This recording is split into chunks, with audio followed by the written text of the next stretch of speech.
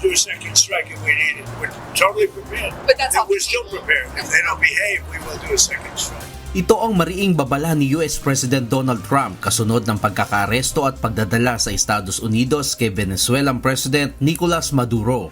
Nakakulong ngayon si Maduro sa New York at nakatakdang humarap sa korte dahil sa mga kasong may kinalaman sa droga at iligal na armas, mga paratang na patuloy niyang itinatanggi. Ayon kay Trump, handa ang Amerika sa panibagong opensiba kung hindi makikipagtulungan ang natitirang liderato ng pamahalaan ng Venezuela sa layunin ng US na sugpuin ang drug trafficking at baguhin ang industriya ng langis ng bansa.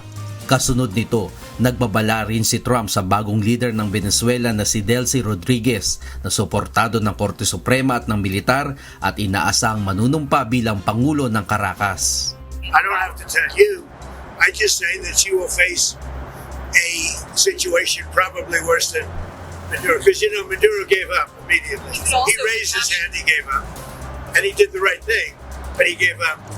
Sa kabila ng babala, nagpahayag si Rodriguez ng mas mahinahong paninindigan sa kanyang unang cabinet meeting kung saan inalok niya ang Estados Unidos ng kooperasyon sa ilalim ng international law. Gayunman, nilinaw ng Washington na hindi nito kinikilala ang kasulukuyang liderato ng Venezuela bilang lehitimong pamahalaan. Samantala, lumawak pa ang tensyon matapos idawit ni Trump ang Colombia na kanyang binatikos dahil umano sa patuloy na daloy ng iligal na droga patungong Estados Unidos. Hindi rin niya isinasantabi ang posibilidad ng aksyong militar laban sa naturang bansa. We have a very sick neighbor. It's not a neighbor, but it's close to a neighbor. And that's Venezuela. It's very sick. Colombia is very sick too, run by a sick man who likes making cocaine and selling it to the United States. Mariing kinundena ng ilang mambabatas ng US at ng international community ang mga pahayag at aksyon ng administrasyon ni Trump na tinawag ng ilan bilang isang aktong maaaring magbunsod ng mas malawak na digmaan sa rehiyon. Kinwestiyon din ng mga ito ang legalidad ng pag-aresto sa isang foreign leader na walang pahintulot ng Kongreso. Nananatili namang hati ang reaksyon ng publiko, partikular na mga mamamayan ng Venezuela.